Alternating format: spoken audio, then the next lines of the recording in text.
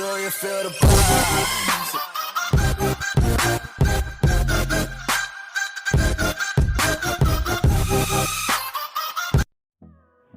Yo yo yo yo yo! What's up mga pare? Welcome back to my channel. At sa video na ito, ituturo ko sa inyo kung paano i-unmute yung screen recorder ng Oppo A5s. So, una sa lahat, punta tayo sa ating settings. Tapos, dito guys, search nyo dyan yung screen recording. Screen recording.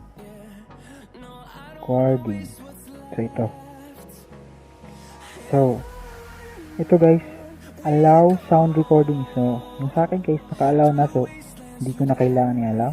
So, ganun lang kadali guys. At kung bago ka pa lang dito sa ating channel, ay huwag mong kalimutan mag-subscribe at i-hit mo na rin yung notification bell para lagi kang updated sa mga next videos pa natin gagawin.